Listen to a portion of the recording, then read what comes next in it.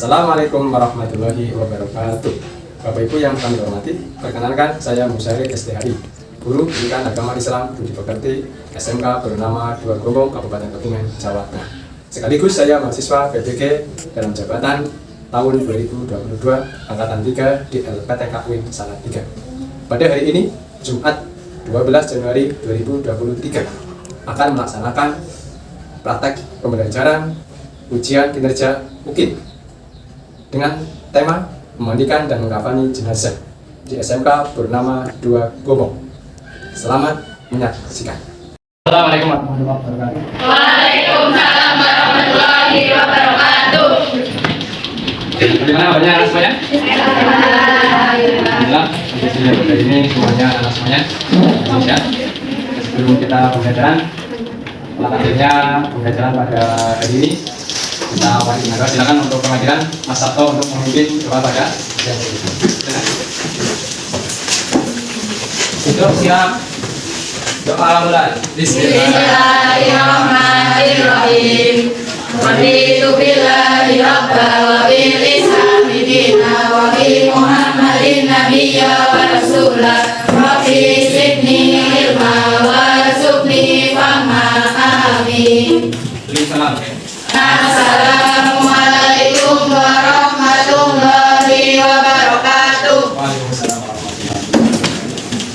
Ya, untuk hari ini Jumat, kira-kira yang masuk di atas untuk kelas 11 ada berapa nama ya? Ini. Ya, coba Pak Guru absen lebih dulu biar lebih jelas siapa yang datang dan siapa yang hadir. Tanggal 11. Kalian? Hadirong. Amanda? Hadirong. Anggun? Hadirong. Anissa? Hadirong. Marcella? Asri? Hadirong. Devi? Hadirong. Nanti? Ian? Hadirong. Dan Larissa? Hadirong. Eka? Elisa? Hadirong. Eva? Fadila? Hadirong. Fatimah? Hadirong. Dan konsentrasi. Nanti ketika kita ikut sama-sama gajah besar, berarti bahasa besar itu diganti dengan kecil, tapi kita bilangnya gajah Besar. semut. Besar. Kecil. Kita bilangnya kecil, tapi bentuknya adalah besar. Dan ketika nanti Pak Musa mungkin bilang bulan panjang, tapi tetap dalam apa? Perilaku kita pendek. Bulan panjang, bulan pendek. Ini untuk fungsi konsentrasi. Kita coba aja. Mungkin nanti Pak Musa bisa ya coba. Gajah, Besar. semut, Kecil. bulan, bulan, Panjang. lagi. Semut, Kecil. gajah, Besar. bulan, Panjang. bulan. Ya, ini udah fokus. Jadi ini udah permainan untuk fungsi konsentrasi. Ya, jadi kita masuk ke gambar. Ya, kalian mencermati sebelum masuk ke pembahasan. Ya, silakan anak semuanya silakan diperhatikan. Ya, yang pertama gambar.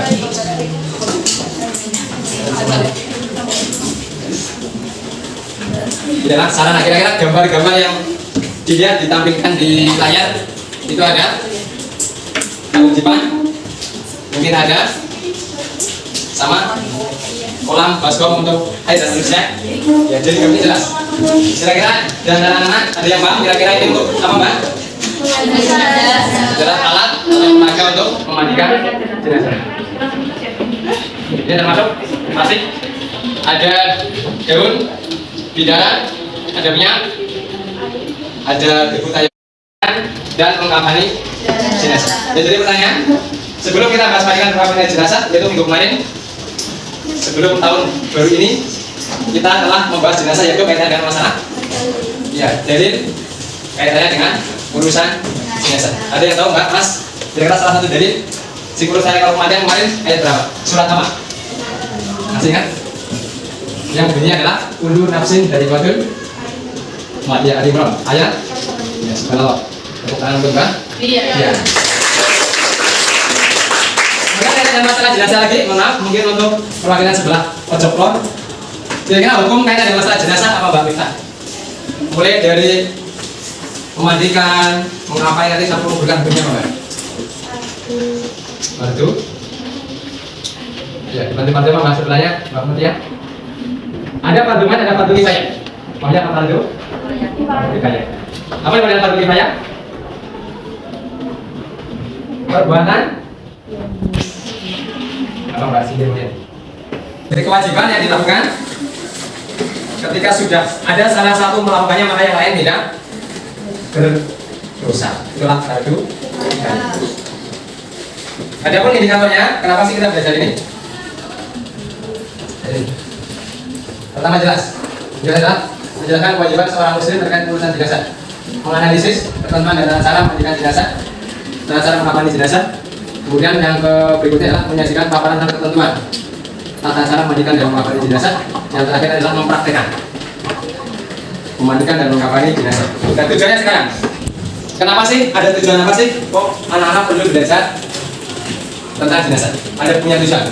Pertama jelas, silakan perwakilan di pasar. Mas Miftah, Mas, dari belakang kelihatan nggak Mas? Gimana saja? Tujuan pembelajaran Tujuan mampu satu menjelaskan kewajiban terkait pengurusan jenazah melalui syariat Islam. Dua, menganalisis ketentuan dan tata cara memandikan jenazah. Tiga, menganalisis ketentuan dan tata cara mengapani jenazah. Empat, menyajikan paparan tentang ketentuan dan tata cara memandikan jenazah dengan benar.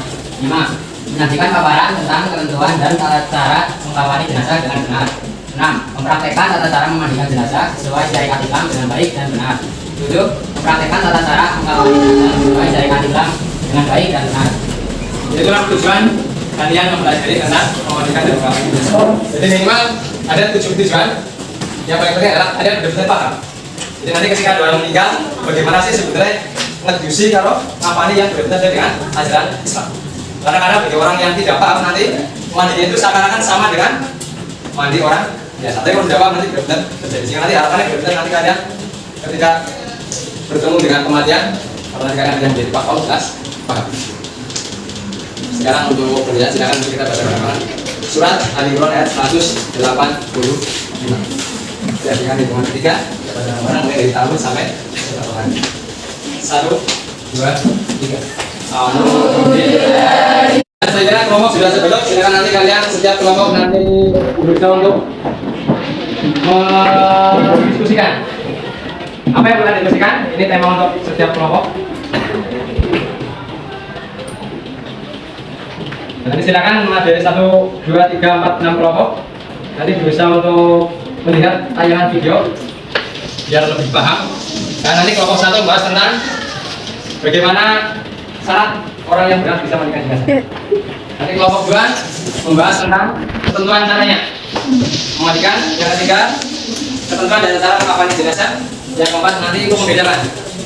Kira-kira nggak antara fungsi orang yang meninggal dalam kondisi mati normal dan mati COVID atau penyakit yang mudah?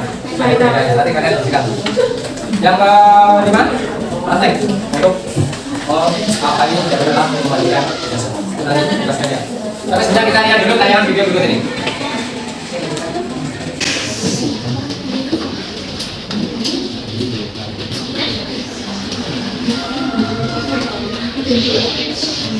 Jadi itu gambar ya videonya. Bisa atas semuanya cermati.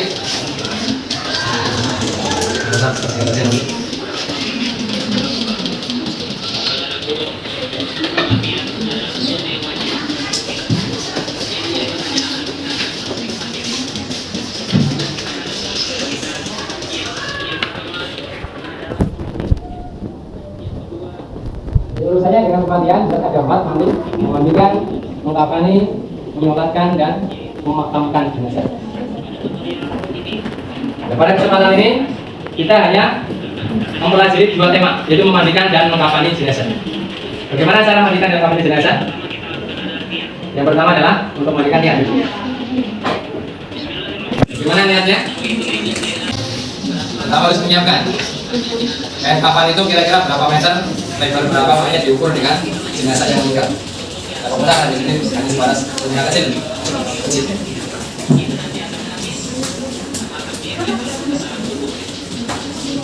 Kita bersihkan karena untuk jenazah laki-laki dan perempuan tidak.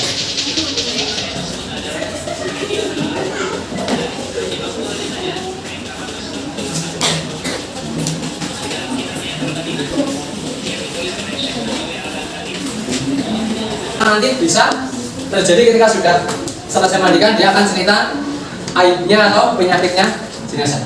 Jadi kalau kayak misi mati penyakit karena di orang atau mungkin ternyata sudah mungkin penyakit yang di dalam mungkin apa di kita dong terus ya. Kita dilarang untuk menceritakan negatifnya jenazah.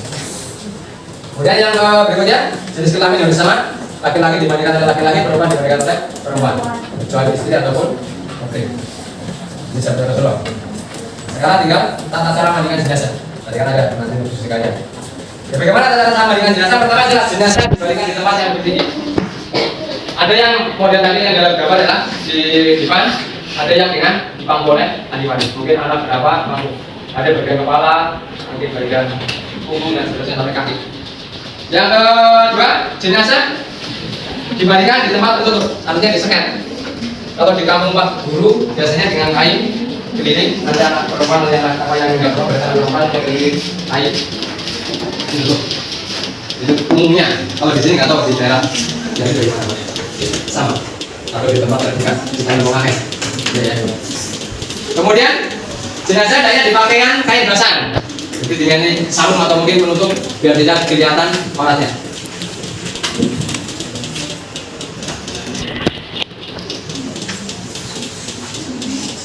Kemudian setelah jenazah dibaringkan di atas potongan batang pisang atau yang lain, lalu disiram air, diguyur air. Nah, sunnahnya adalah kita sebelah kanan terlebih dahulu, jangan putus. Jadi mulai dari kepala dari atas, lalu nanti terus, mulai dari sambung. Di lantai kita maring perut, kemudian langsung bersambung di perut sana, sebelah kanan. Itu sunnahnya.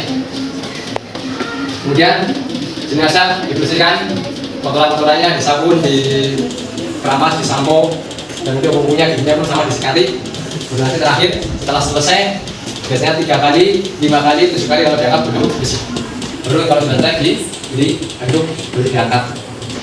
Itu pertandingan yang masuk ke arah ke memakai jenazah. Jadi nanti ketika jenazah bersih, dilap, diaduki, kemudian dibawa ke tempat, kemudian berproses mengkafani jenazah. Bagaimana mengkafani jenazah? Yang perlu kalian ingat adalah kain kafan untuk laki-laki dan perempuan beda. Kalau perempuan jumlahnya ada ini berapa enggak? Kain kafan jenazah untuk laki-laki 3, perempuan minimal 5, kalau laki-laki minimal 1. Dan nanti mohon prakteknya kita memakai yang laki-laki biar tidak ribet, biasanya nggak pakai kaos, nggak pakai daleman basah. Karena laki-laki cukup kain dilemparkan 1 demi 1, 3, kemudian dibungkus. Kain bungkus jenazah polaran itu lebih mudah.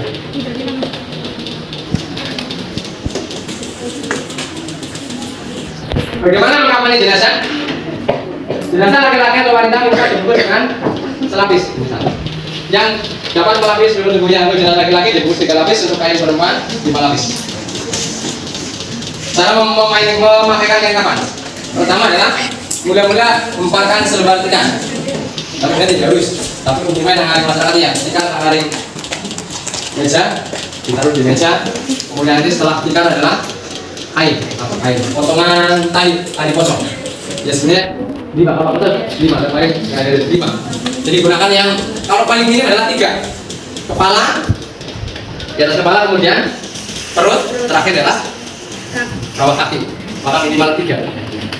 Tapi biasanya memakai 5. Jadi kain-kain pocong itu ditaruh di atas tikar tadi, posisinya sama. Kira-kira di atas kepala, leher, tengah, pusat, dengkul, dan terakhir adalah bawah. Itu kalau 5. Kemudian setelah itu baru kain kafan di kemudian diikat tali pocongnya satu persatu. Nah, ikatnya biasanya cuma urut kan, mulai dari kepala. Tapi sebenarnya dalam tradisi Islam enggak langsung apa-apa, langsung melima yang lebih di misal tali apa. Tapi dia kalau orang-orang Jawa biasanya karena etika posisi mulai dari tertentu dan bisa. Itu mengkafani. Kira-kira paham yang benar ya? Silakan untuk kelompok saya bagi kelompok tadi dan lima nanti.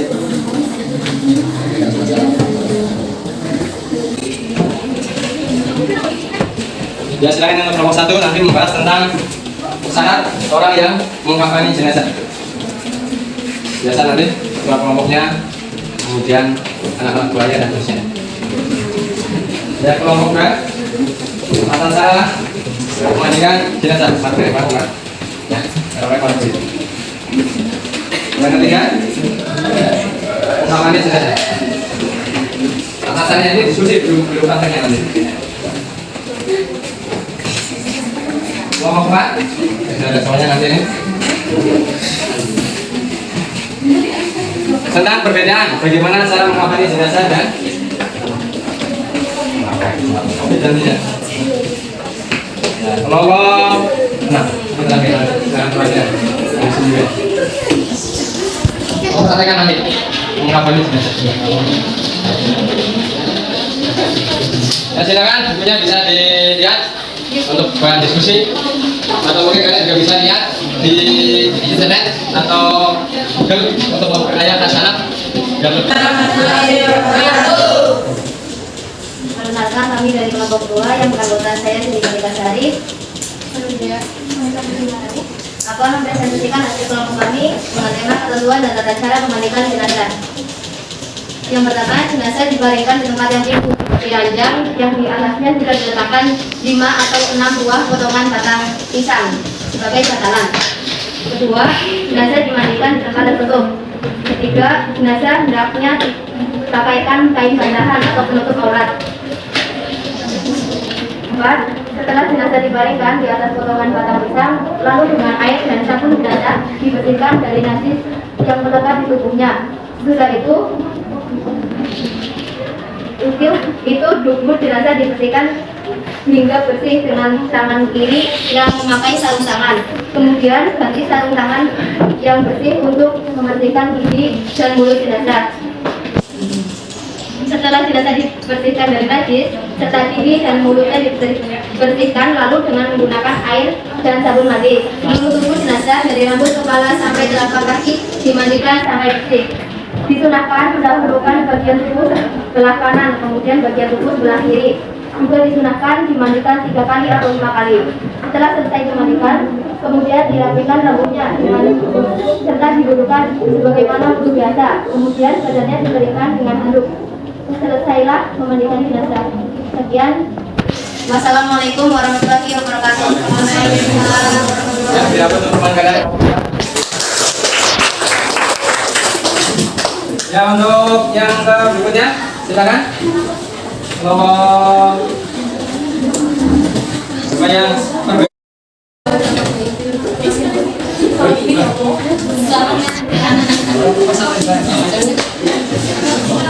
Silakan sampaikan hasil diskusi nanti. Assalamualaikum warahmatullahi wabarakatuh. Waalaikumsalam warahmatullahi wabarakatuh. Kami dari kelompok 4 yang beranggotakan Kita Dipari, Sabtu Nugroho, dan Selamat Jono akan mempresentasikan tentang perbedaan ketentuan dan tata cara memandikan dan mengkafani jenazah antara jenazah sehat dan jenazah COVID-19. Cara memandikan jenazah COVID. Jenazah dimandikan tanpa harus dibuka pakaiannya. Petugas wajib berjenis kelamin dengan jenazah yang dimandikan dan kafani.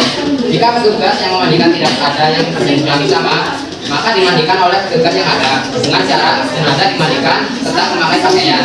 Jika tidak, maka ditayamumkan. Petugas membersihkan najis jika ada sebelum memandikan.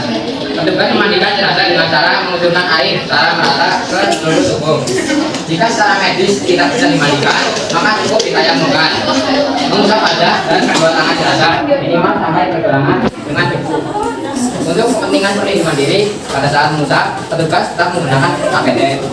Cara mengkafaninya, jenazah COVID-19 hampir sama dengan yang pada umumnya. Cuma perbedaannya setelah dibungkus, kain kafan dimasukkan ke dalam kantong jenazah yang aman dan tidak tembus air untuk mencegah penyebaran virus dan menjaga keselamatan petugas. Setelah pengapanan selesai, jenazah dimasukkan ke dalam peti jenazah yang tidak tembus air dan udara dengan dimiringkan ke kanan sehingga saat dikuburkan jenazah menghadap ke arah kiblat. Jika setelah dikafani masih ditemukan najis pada jenazah, maka petugas dapat mengabaikan najis tersebut. Sekian dari kelompok kami. Assalamualaikum warahmatullahi wabarakatuh. Silakan dihapus.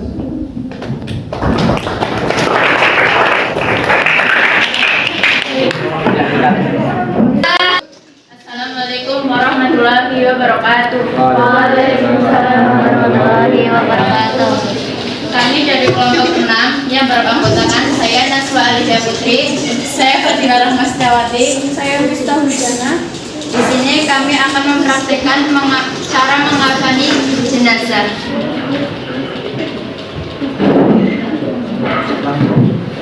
Satu, mula-mula bentangkan 5 utas tali di atasnya. Tali ini.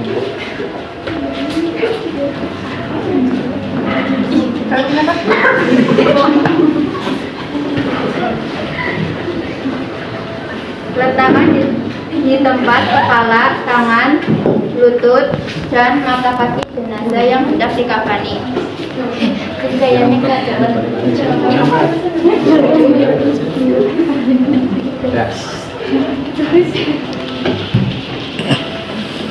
Lanjut.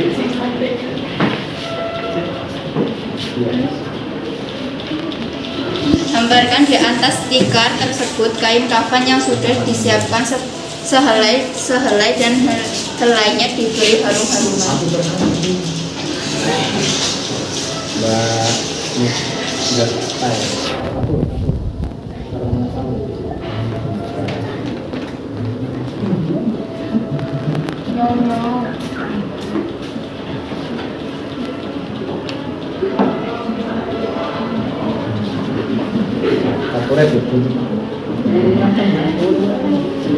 Jauh sampai dekat.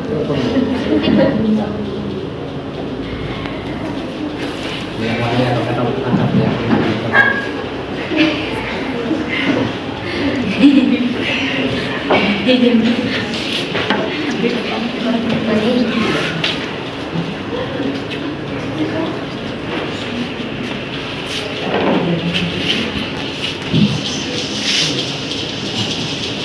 Lagi.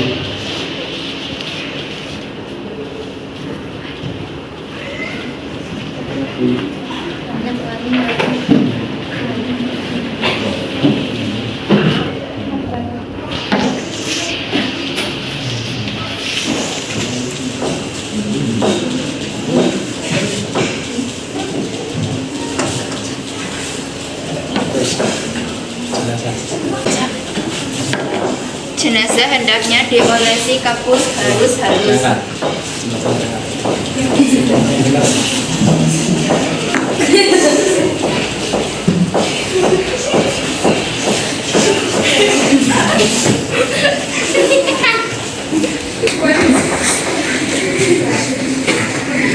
Untuk matanya yang kalau tisu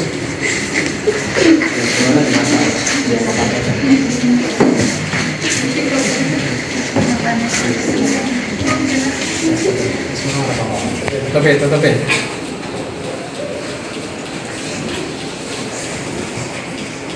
Besar. Kembaliannya.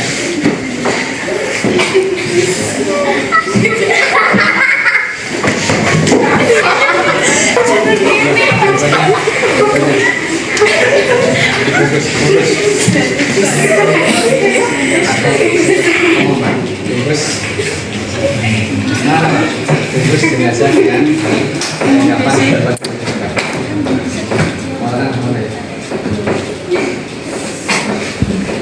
Kemudian seluruh jenazah dibalut dengan kain kafan sampai rapi.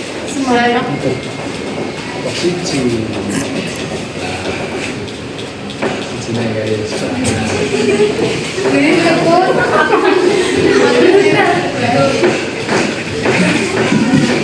ya, terus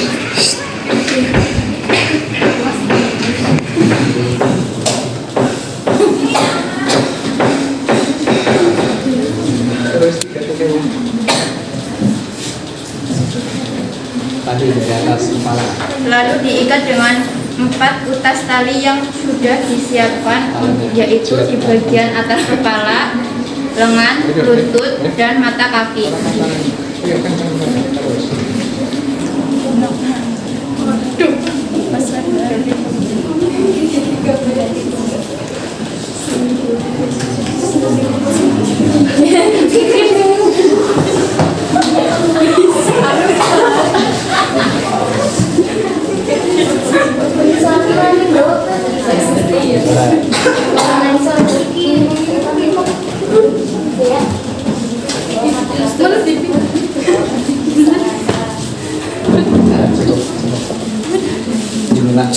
izin praktek membungkus jenazah ya. Ya, sehingga maaf untuk tugas terakhir adalah nanti LKPD atau lembar kerja siswa, nanti kalian bisa dikumpulkan ya sedikit, nanti belum selesai dan nanti Pak bisa gambaran batas ini untuk lembar kerja ya. Sekarang kalian nanti belum belajar.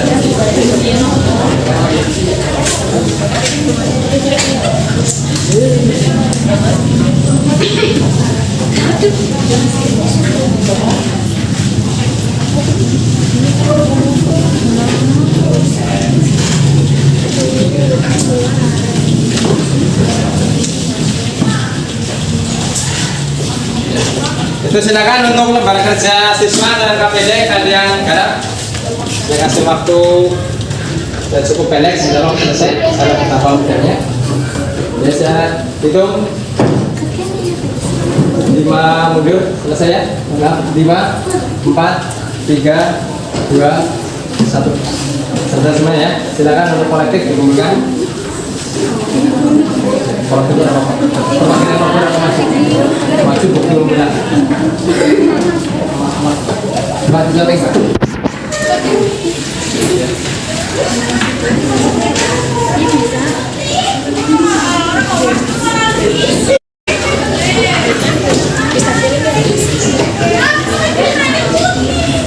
Ya, kesimpulan untuk materi ini adalah silakan untuk perwakilan dari teman kalian untuk menghubungkan pertemuan memandikan dan mengkapan jenazah. Ya, silakan Mbak Siti. Bagaimana kira-kira kesimpulan untuk materi hari ini sepengetahuan Mbak Siti?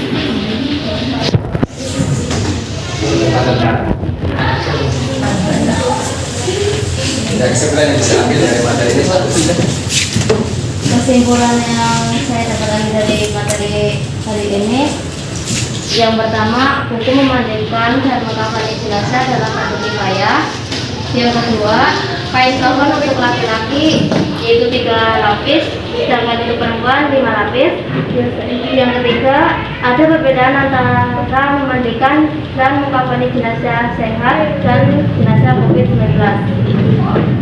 Itu sebagian kesimpulan dari sehingga saya kira cukup untuk mewakili kesimpulan dari anak semuanya. Dan sebagai tugas tambahan, silakan nanti kalian di rumah belajar biar lebih benar-benar mengenal praktek mengkampanye dan memandikan jenazah. Yang biasa nanti untuk memandikan jenazah yang berabsen ganjil, nanti praktek memandikan, yang absen genap adalah mengkampanye jenazah. Nanti tugas dikirim lewat WA bisa, nanti foto kalian dikirim ke WA ataupun lewat Google Classroom. Ada namanya Pak Musa share ke. Itu mungkin ya untuk pertemuan hari ini ya. Dan untuk pertemuan yang akan datang masih ada materi jenazah, nanti kita akan bahas tentang sholat dan menguburkan jenazah. Saya kira cukup ya teman-teman semuanya. Silakan perwakilan untuk doa penutup untuk saya ini. Silakan dilakukan oleh Mas Firman. Duduk siap. Doa mulai. Bismillah.